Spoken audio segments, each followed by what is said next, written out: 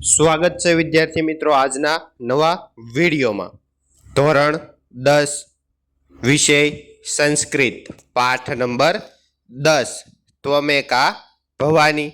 હે માં ભવાની તું જ મારું શરણું છે। પાઠનો આજે આપણે અભ્યાસ કરીશું। પ્રસ્તાવનાનો ખ્યાલ મેળવીએ। સંસ્કૃત સાહિત્યમાં સ્તોત્ર કાવ્યની એક આગવી પરંપરા છે। સ્તુતિ કરવા માટેના સાધનરૂપ પદ્યોને સ્તોત્ર કહે છે।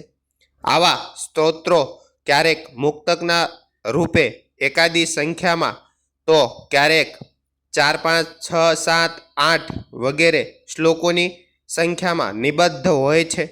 સ્તોત્ર સાહિત્યમાં સૌથી વધારે પ્રસિદ્ધિ આદિ શંકરાચાર્ય એ રચેલા સ્તોત્રોને પ્રાપ્ત થઈ છે।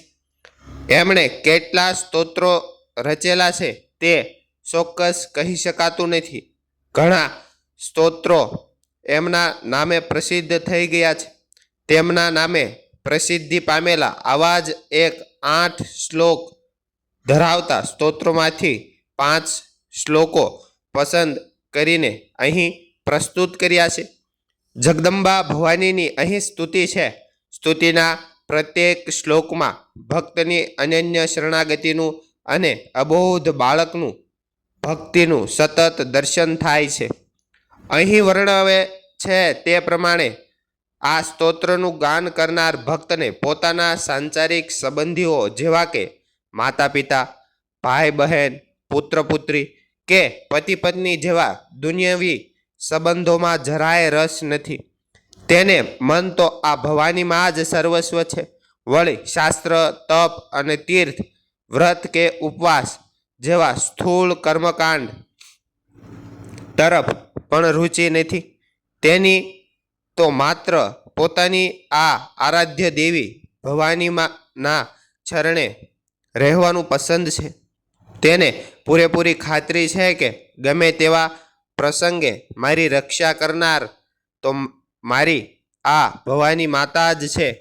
સુંદર રીતે ગાઈ શકાતા આ સ્તોત્ર દ્વારા એ બોધ લેવાનો છે કે બાહ્ય કર્મકાંડ કરતાં અન્ય શ્રદ્ધા સાથે સાદાઈથી અને ગુણાત્મક જીવાતું જીવન વધારે મહત્વનું છે।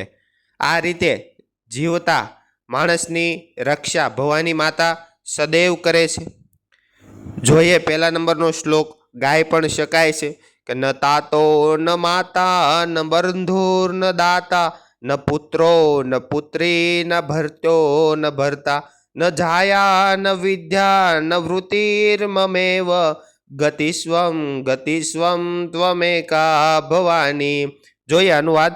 મારે કોઈ પિતા નથી, તાતો એટલે પિતા, માતા નથી, માતા એટલે માતા, ભાઈ નથી, બંધુર એટલે ભાઈ, દાતા નથી, પુત્ર નથી, પુત્રી નથી, નોકર નથી, સ્વામી નથી, પત્ની નથી, વિદ્યા નથી, નોકરી ધંધો પણ નથી। હે ભવાનીમાં તું જ એક માત્ર મારું શરણું છે। તું એક જ મારી ગતિ છે। જોઈએ બીજા નંબરનો શ્લોક। ન જાનામિ દાનમ ચ ધ્યાન યોગમ ન જાનામિ તંત્રમ ન ચ ત્રોત મંત્રમ ન જાનામિ પૂજા ન ચ ન્યાસ યોગમ ગતિસ્વમ ત્વમેકા ભવાની। હું દાન કરવાનું જાણતો નથી, હું ધ્યાન યોગ જાણતો નથી, તંત્ર જાણતો નથી, સ્તોત્ર અને મંત્ર પણ જાણતો નથી, હું પૂજા વિધિ જાણતો નથી અને હું ન્યાસ યોગ જાણતો નથી। હે ભવાનીમાં તું જ મારું શરણું છે। જોઈએ ત્રીજા નંબરનો શ્લોક। ન જાનામિ પુણ્યમ ન જાનામિ તીર્થ ન જાનામિ મુક્તિમ લયમ વા કદાચિત ન જાનામિ ભક્તિમ વ્રતમ વાપી માતઃ ગતિસ્વમ ત્વમેકા ભવાની। પુણ્યને જાણતો નથી, તીર્થયાત્રાને જાણતો નથી, મોક્ષને કે બ્રહ્મમાં લીન થવા અંગે ક્યારેય જાણતો નથી। હે માં ભક્તિ કે વ્રતને પણ જાણતો નથી। હે ભવાનીમાં તું જ મારું શરણ છે। જોઈએ ચોથા નંબરનો શ્લોક। બોર્ડ માટે મોસ્ટ આઈએમપી છે। શ્લોક પૂર્તિ માટે પૂછાઈ શકે છે. વિવાદે વિષાદે પ્રમાદે પ્રવાસે જલે ચા નલે પર્વતે શત્રુ મધ્યે અરણ્યે શરણ્યે સદામાં પ્રપાહી ગતિસ્વમ ત્વમેકા ભવાની.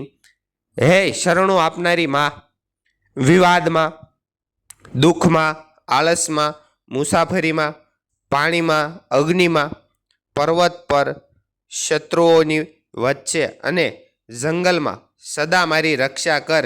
હે ભવાની, તું જ મારું શરણું છે. 5મા નંબરનો શ્લોક જોઈએ. આ પણ બોર્ડની પરીક્ષા માટે મોસ્ટ આઈએમપી છે, પૂછાઈ શકે તેવો છે. અનાથો દરિદ્રો જરારોગ યુક્તો મહાક્ષીણ દીન સદા જાય વસ્ત્ર વિપત્તો પ્રવિષ્ટ પ્રણષ્ટ સદાહમ ગતિસ્વમ ત્વમેકા ભવાની. જોઈએ અનુવાદ.